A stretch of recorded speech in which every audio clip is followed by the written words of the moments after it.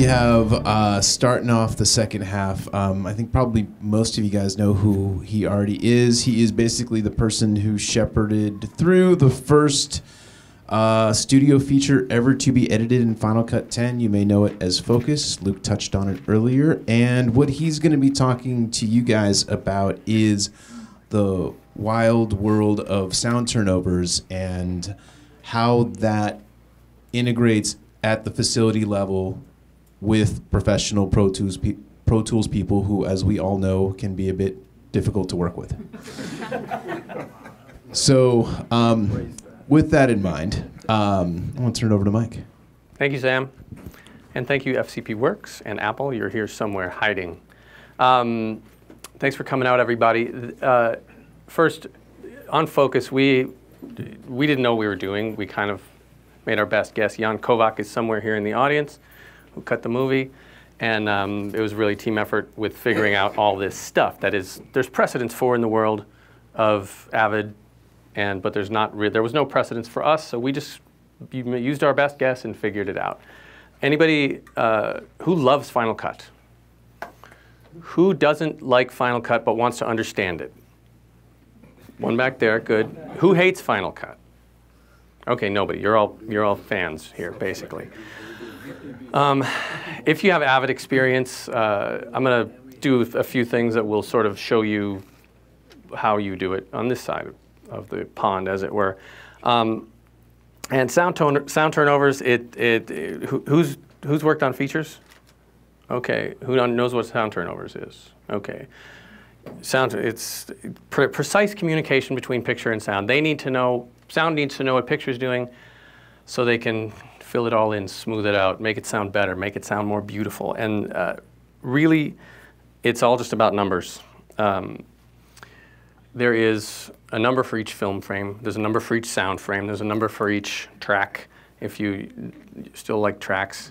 There's numbers for each reel. There's numbers for each version. There's dates.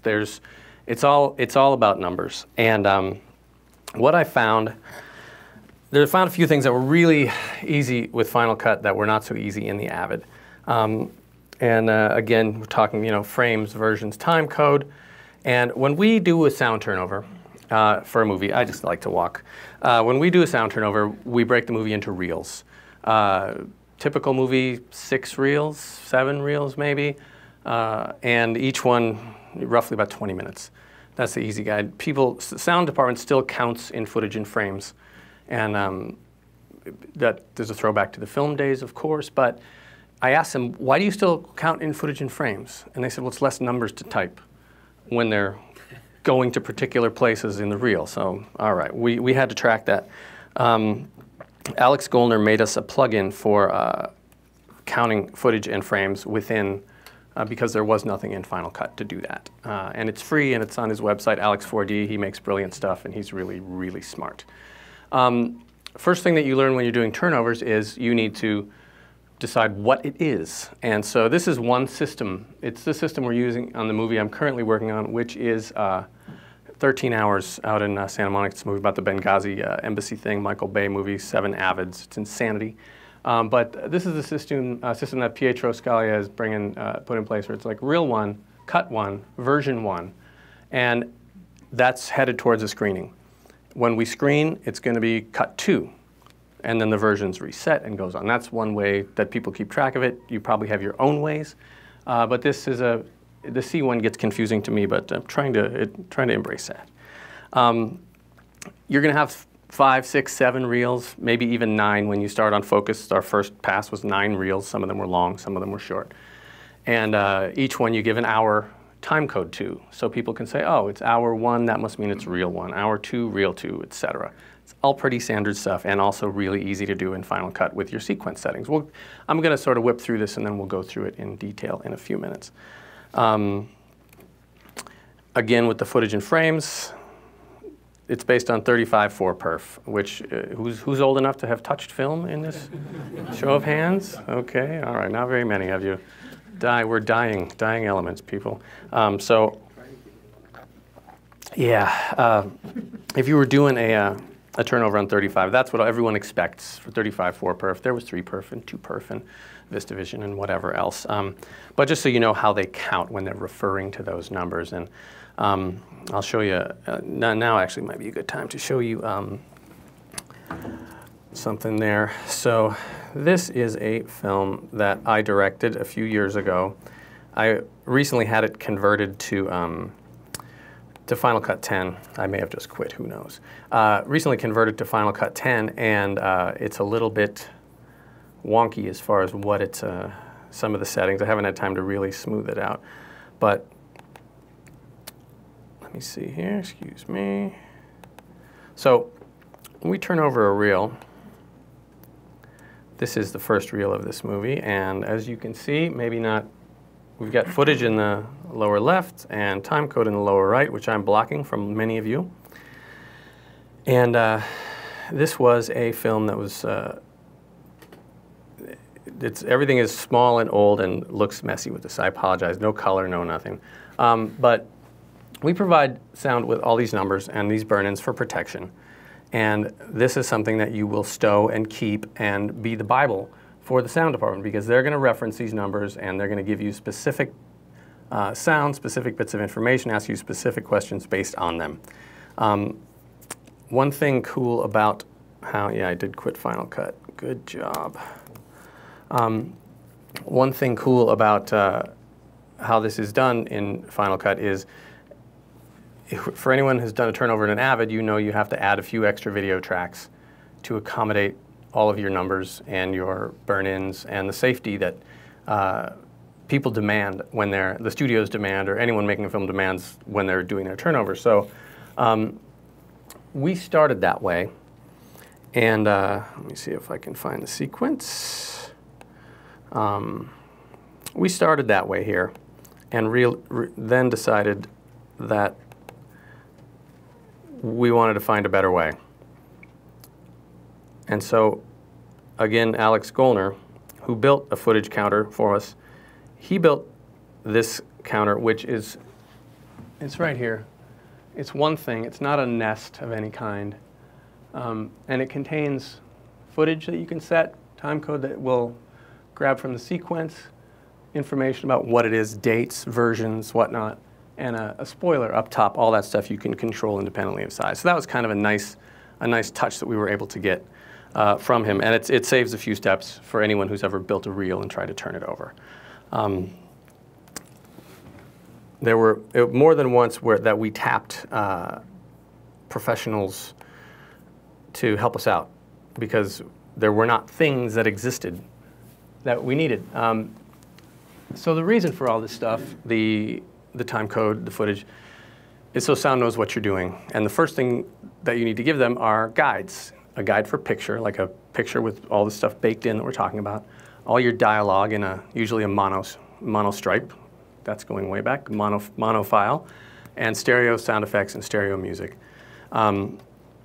We were wanting to work in surround on Focus, and I like working in a surround project because it's a lot easier to place things. There are a few tricks with exporting surround, which we can talk about later, or they're also covered in this book that I wrote on the movie. So,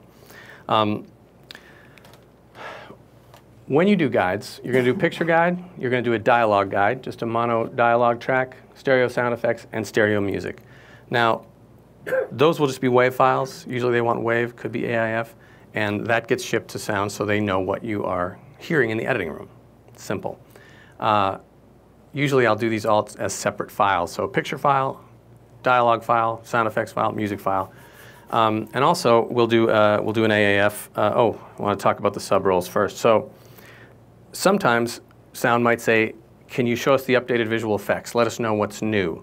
So using roles and sub-roles in Final Cut, everybody know what roles? Okay, good. It's an improvement on tracks. It's not a replacement. You can say, just send out your updated visual effects to sound. You could isolate elements of dialogue, like, dialogue is not really dialogue, it's production audio. And so you can isolate elements of that, like production effects, like, a bunch of motorcycles got shot. That's going to find its way into the effects tracks eventually. just isolate the PFX or the ADR or anything else that is an element of your production. And the same thing with sound effects, mono effects, stereo effects, effects from the sound department versus effects from the sound library that you've pulled. You can assign roles to all these things and deliver them in ways so the sound will be clear. Oh, that's just our tracks. We know what that is, and we don't have to go replace it because it's ours to start with. Same thing with music. And if something comes from the composer, if something is temporary, if something is meant to be on a radio, if something is meant to be on a radio, but then transition into score, this magic word scorse, that's where that came from. So you can deliver really detailed guides to sound through Final Cut if they want it. They may not want it, but it's there. And the other good thing is you can do it all at once. A lot of times when you're working in the Avid, you have to say, all right, we got dialogue on 1 through 4, but then you spill over into 5 and 6 because there's something there. And then we got sound effects on 7 through 12, but then you spill into 13 and 14 because you can't have stereo tracks. And everybody here know the story of, okay, limitations? Great. But with the way Final Cut works, you can assign roles and sub-roles to things. And let me see if I can just switch over here to Final Cut for just a second to talk about it. This is a real reel from a real film, and in this was shot in 2009, so there's less detail than there would be today. If you look over there on your left, you'll see those are the roles and titles, dialogue. You'll see how the dialogue lights up in the timeline. Music is down below. It's offline right now because I lost it. Effects up there. And this is a sort of a renegade role. It's actually part of dialogue. But you can see how this stuff sort of lights up in the timeline. And you can also export it selectively, which is kind of nice. If I wanted to export, if I wanted to do this turnover right now, just to do the reference movie and the tracks, this is the way I like to do it, is to export a master file. And yes, I know they're offline. Thank you. This is sort of the standard option, or the standard look of something that comes up. But I do want video and audio.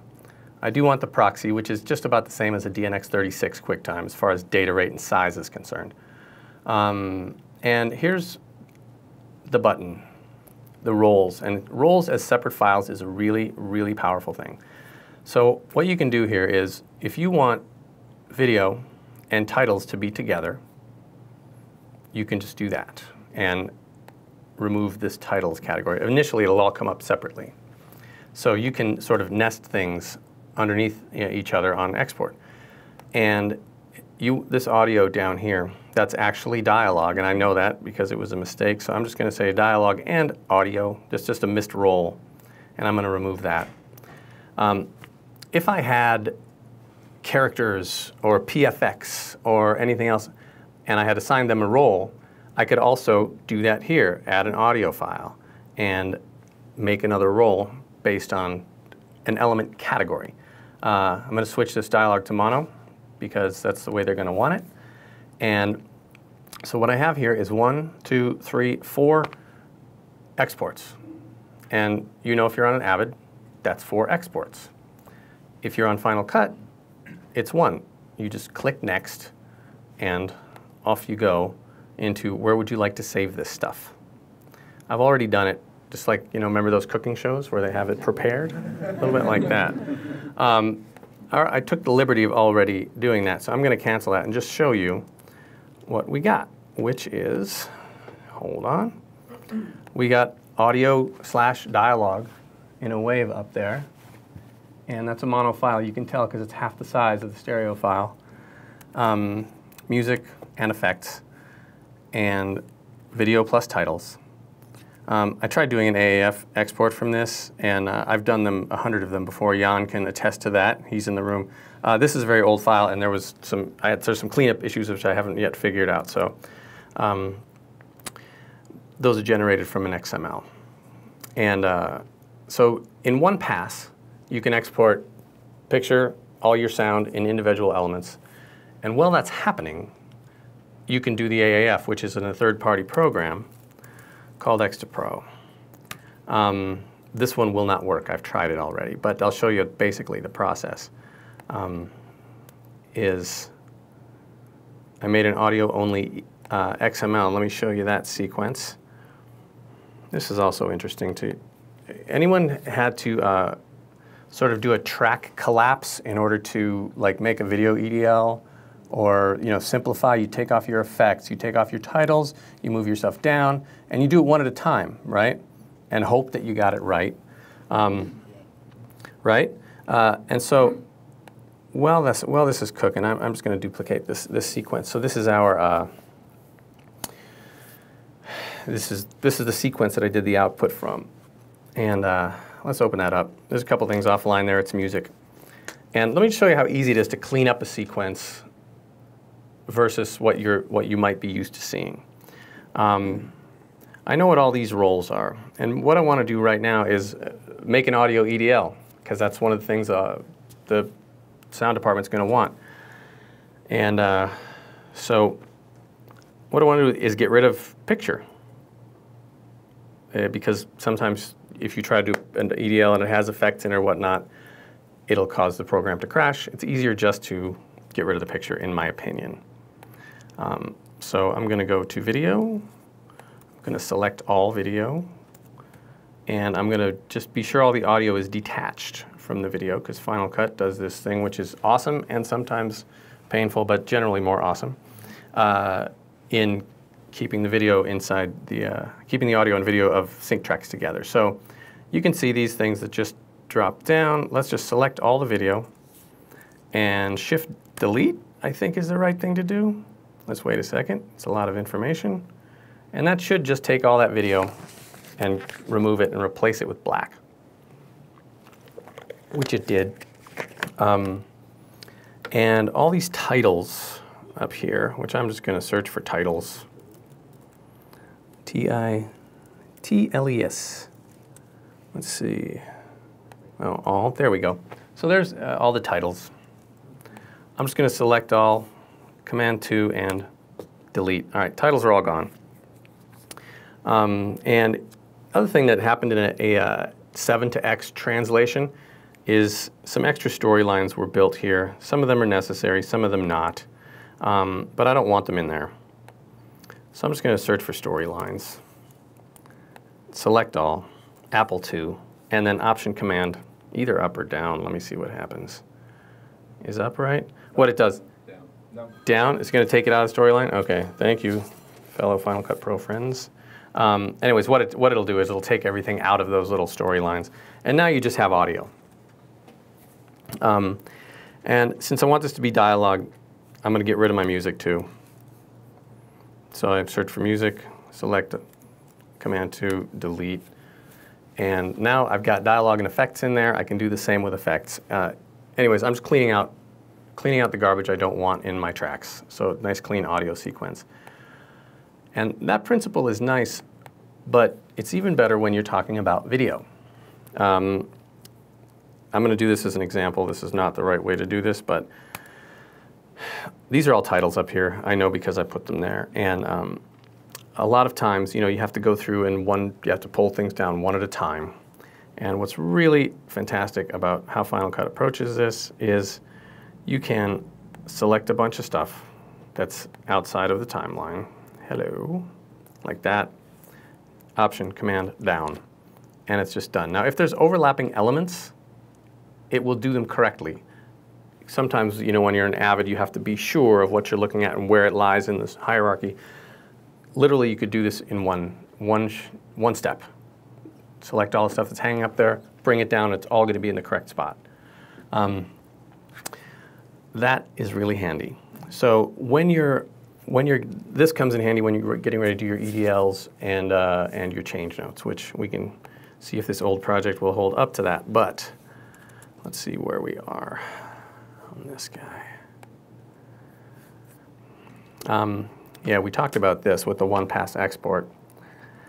And yeah, leading up to the exporting the XML, which is really useful for all the third-party applications, and the AAF for ProTools. So if you are, sorry, there we go. for this, let's do this audio only sequence. This is all the dialogue in my reel. So I just want to send an EDL for that. So I'm going to export XML. And we'll just call it DX, like so.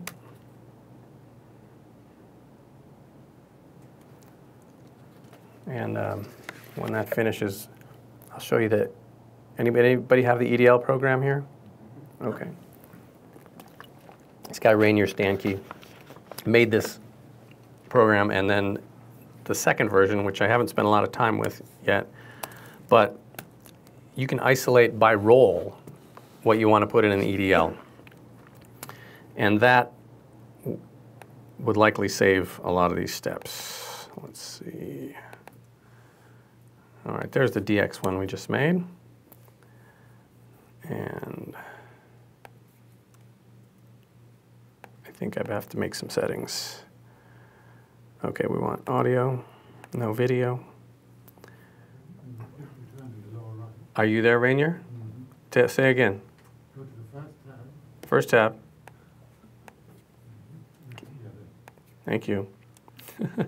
Okay, that's awesome. I didn't know you were here when I was complimenting you, Rainier. Okay. All right. Shows you all of your sources, and you can save it here as a text file. And then goes through and does the magic of making an audio EDL. That is, I beta tested this for a bit, and this is the first time I've seen it since. But it tells you what stereo, original file names, all the information that you need. Somebody will complain in the sound department about it, but that's what they do. So can you tell what kind of EDL? It's a 3600. Okay. And then you can save and deliver, which is very cool. And save there. We got a several. Okay, I'm gonna just cancel. We know that works. And so the interesting thing, and this was a conversation that Rainier and I and probably many other people had during this, was like, have these really complex sequences, and one thing that you have to do when you're turning over is, all right, we got to boil it down, make a sequence for picture EDL. We got to make a sequence for visual effects. We got to make a sequence for picture EDL change list, because then that's when you boil everything down. Then you got to make one for audio, maybe for effects, not for music so much. And this tool, which I think is $100, right? You can just isolate all that stuff with one sequence and not have to worry about having and maintaining a whole bunch of extra sequences, which is kind of a big deal, especially in the Avid world, where you may have literally dozens of versions of what is meant to be the same sequence. Somebody's editing visual effects over here, somebody's doing some sound work, you gotta be sure that's combined. It can get hairy, and I know that because that's what I'm doing right now out in Santa Monica. Let's see, change notes, which were made by the Intelligent Assistance guys. Very good program. It takes like some cleaning out. You still have to simplify your sequence to have it work. Totally works. There are some things there's other programs that sound people will use, like Virtual Katie, which it doesn't quite work with. There's a great new program called, it's not new, but it's updated significantly, called Conformalizer, which takes change notes to where I think they should be, which is in the hands of the sound department completely. EDLs can be handed off to the sound department. They put them in Conformalizer, and it immediately shows you all the changes, and will do it to a copy of your session, which is kind of the goal. And the sound people on this film I'm working on right now are using it, and this is it's a big Hollywood movie, and totally happy about it. So if that's an option for your sound department, it can save pictures some time, which there's never enough of. And you can also do EDLs for visual effects updates. You can do anybody who needs any information, you can get it through the EDL program, and it's really slick the way it works with the roles. One thing that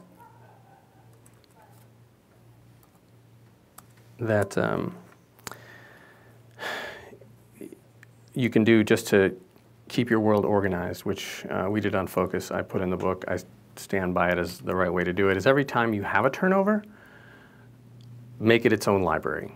Bring the reel in, make it from there, have all your elements. Bring all your paperwork back as PDF files into the library because Final Cut will accept PDFs. Bring all of your reference movies and soundtracks back into the library. Just so you have all of your stuff for any given turnover in one place. And if anyone needs to get back into that at any given time, anyone months down the line says, we had this version a long time ago. Does anybody remember where it was?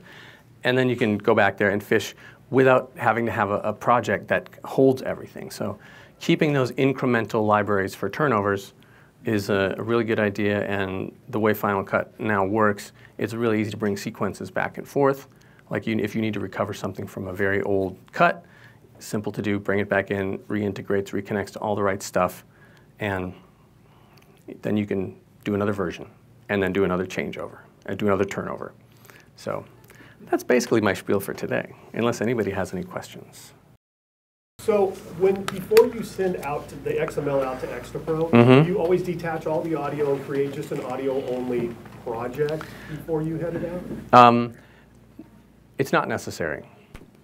The reason I did it with this particular thing is because this one was a little funny as far as the trans. It's like a Final Cut 5 project that came across to Final Cut 10, and so no, you don't need to do that. It's not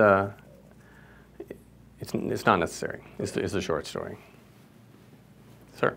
What's the most user-friendly software?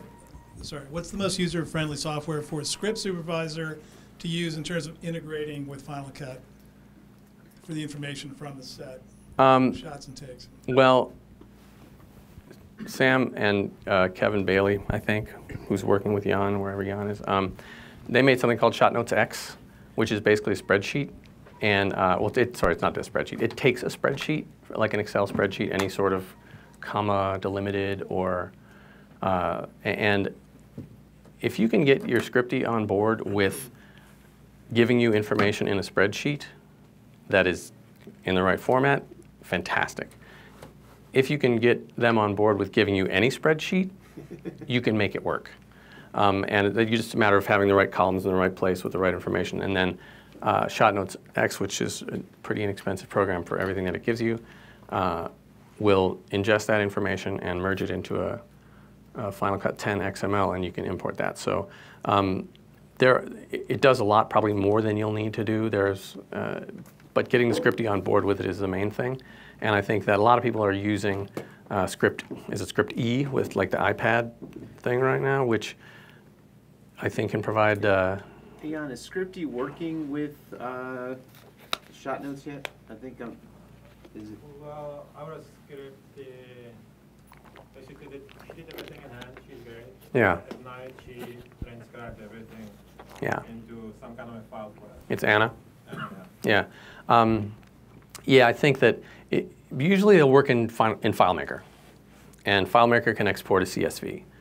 And if you are ingenious and you say, let me give you a FileMaker layout, which matches what you want, and that's prep stuff, she can probably duplicate that layout or even import that layout and then just export your layout at the end of the day with the important stuff. So it's getting it into Final Cut and having it be exactly the same as what was in your Scripty's notes is helpful.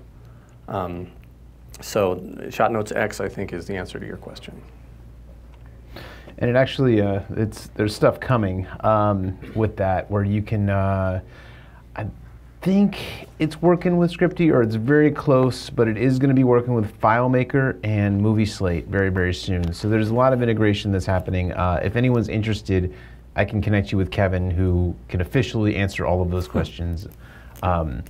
Basically, I'm just the guy that complains to him about stuff we need. Yes. Two questions. Sure. Thank you, Bill. One question is, you talked about using a new library when you do a turnover. And so the moment you do the turnover, you just make a copy of your whole library, give that a new version name, and then proceed? Or? No, sorry, that was unclear. I would just take the sequence. Let's say I'm working with Jan. He says this is ready to go, ready to turn over. I'll take his sequence, I'll duplicate it, I'll put it in an event, I'll take that event and put it in a new library. So I'm only taking the sequence, and it will bring all of the clips it requires with it. And in that new library, make a duplicate for whatever versioning I need to do, whatever cleanup I need to do, adding leaders, visual effects. And so it will just be a library with the sequence and its components. No, not a whole bunch of events. Just there's probably just 2 events that will end up in there. One is for the sequences, and one is for all the clips that come along with it. And then if you want to bring a sequence back, isolate that in its own event and bring it back into your main library, and it will check and see, oh, all the clips that I need are there. If I did some sound effects work, it will be, and I do the same thing, bring the sequence back in its own event. When it gets to the destination library, it'll say, oh, this sound effect has been added, and that will come along with it. So that's generally the way to do it, is just when you're bringing a sequence, just bring the sequence out of the library. It will show everything it needs, and then if you need to bring it back, again, isolate it and bring it back. Does that make sense? It does. And one additional question. One question to the override to primary storyline command that you mentioned, that it does everything correctly. Yeah. Will it do that with composite modes as well? If you have something on top, built on top, that uses composite modes, and you overwrite that, that's not going to work, right? Well, it's not going to, Leo can speak to this, but what it will do is everything will appear in the correct order from the top down. So if you have let's say something built that's 3 levels high, and you really only want the top layer, that's the one that will end up. If there's an overlap, it will overwrite this part. It does it in the correct order from the top down. Sometimes, depending on how you lay out your comps, it might work in a different way, and you have to take a little more time. Or you can go into it knowing that, all right, if my plate's on the bottom, then I just want to delete what's on top of it. If I have video stacked up just because I've been editing and I didn't want to delete that, you can drop it all down. And if those clips on top have audio, that audio will then detach and show up in the timeline. So you won't lose the audio, you'll just lose the picture. Does that make sense? Yep. Okay.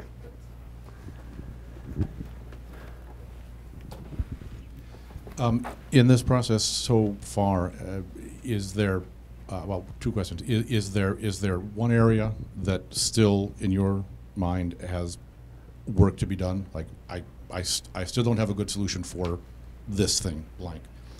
And kind of with that, of the people that you work with, especially in sound, is there one department or more than one department that is particularly problematic in terms of either accepting this from Final Cut 10, or that is the one that always has to be handheld? Well, there's a couple things, and this was all a learning process for us, and seeing what happened. And I think that as of now, the turnover process is very straightforward. Volume graphing doesn't come across in not volume, excuse me, panning information doesn't come across in an AAF. So that's something which I think could be improved on. I don't know where that lies, whether that is in the Final Cut XML or whether that is in the X2Pro. So there's that. From a sound standpoint, that's it. I think there are a couple things to look out for in respect to guide tracks and the levels being correct, which we discovered on Focus. It wasn't an error in the program. We needed to switch something we were doing. And I mentioned this in the book. If you're editing in surround, export your guides in surround. Sound doesn't like that, because then they might get extra tracks, but then all the volumes will be correct in what you expect to hear. There should be a better solution for that, but it's not that big of a deal.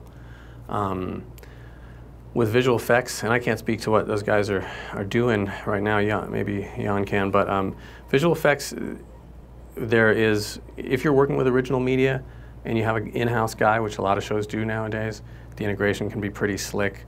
They can pull their own frames. They can return things with the right LUT on them, so they sound good. So they look good. I think when you're doing visual effects, just like you're keeping a separate library for a sound turnover, keep a separate library for all your visual effects and a separate event for each one. So you can track like, oh, this is this shot, and here is its entire history. Paperwork, versions, turnovers, plates, elements, whatever, all in one event, because that can get really tricky. And I've actually, on a couple of shows, used Final Cut with the visual effects department to help them keep track of what they're doing.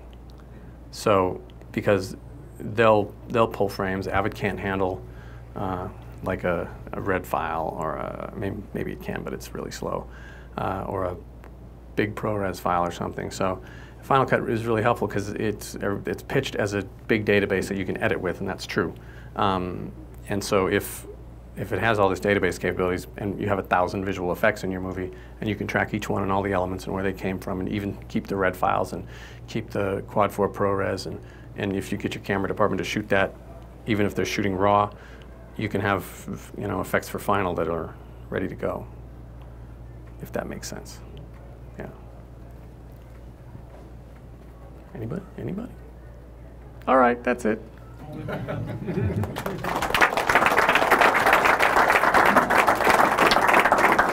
Thanks, everyone. All right, good stuff, Mike. Mike, do you want to actually tell them what the name of your book is? The name of the book I wrote. I have a microphone on. You have a microphone on. It's a Final Cut Pro X Pro workflow, and it's available on Amazon and on iTunes, and it's $10. And most of the information still holds up. It's a lot of information, and it's relatively inexpensive, and it pretty much makes sense, although I'm not a writer, so there's a little bit of clunky writing in there. Are you going to update it anytime soon? It's possible that there's going to be some addendums. I've talked with Patrick Southern, who's in the room over there, about doing like a section on documentary, because he spent the last several months of his life working on the OJ thing that just came out. And I've got a friend who works in animation, and I would like to build a section in animation. So there's probably going to be some stuff added to it. I think Final Cut is especially well suited to animation, just because there's no track limitations. You build your world in sound.